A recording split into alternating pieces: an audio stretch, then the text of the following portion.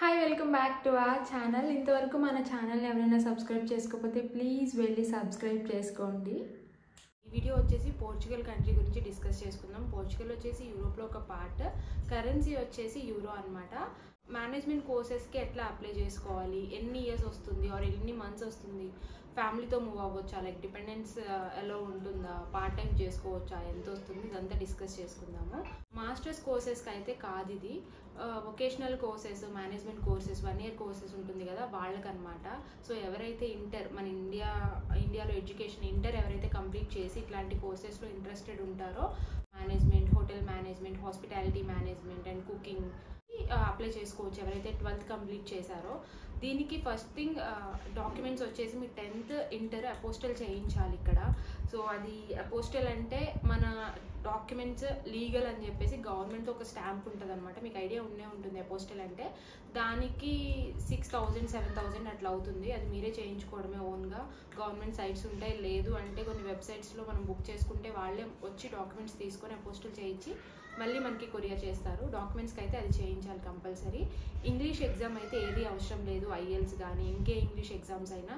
10th inter మీ passport ఉంటే చాలు. మిగిలిన డాక్యుమెంట్స్ అన్నీ SOP కానీ, మోటివేషనల్ లెటర్ కానీ, CV కానీ ఇవన్నీ ప్రిపేర్ చేసుకొని అప్లికేషన్ ప్రాసెస్ చేయాలన్నమాట.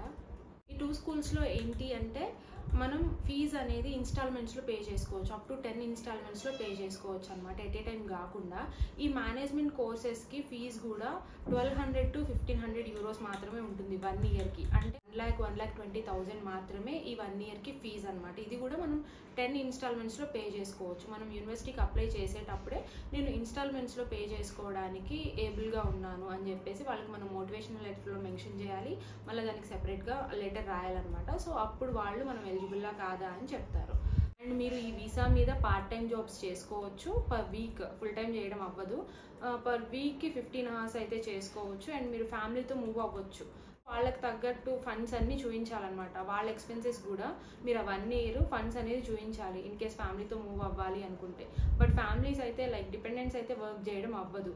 సో 365 days అయిపోయిన తర్వాత కోర్స్ మనం వెంటనే రిటర్న్ వచ్చేయాలంటే నో అండి, చాలా వేస్ ఉంటాయి. మనం ఆ వీసాని ఇంకో వీసా కింద కన్వర్ట్ చేసుకోవచ్చు.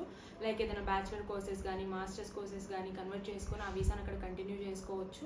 కోర్సెస్కి కావాల్సిన డాక్యుమెంట్స్ వచ్చేసి మళ్ళీ ఒకసారి చెప్తాను.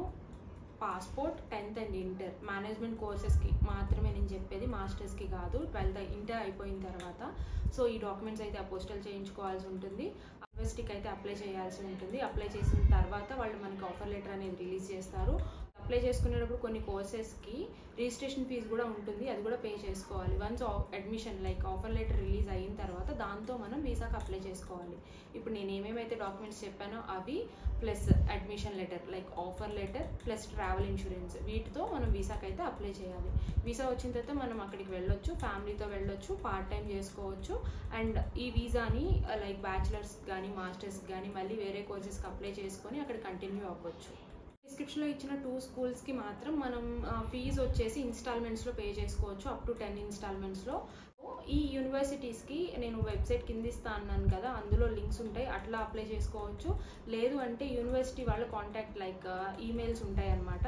దానికి కూడా మనం మాకు మీ యూనివర్సిటీలో అడ్మిషన్ కావాలి, నేను జాయిన్ అవ్వాలి అనుకుంటున్నాను అని వాళ్ళకి ఒక లైక్ లెటర్ లాంటిది పెడితే, ఈమెయిల్ పంపితే వాళ్ళు రిప్లై ఇస్తారు. యూనివర్సిటీ వెబ్సైట్కి వెళ్ళి చెక్ చేసుకోండి.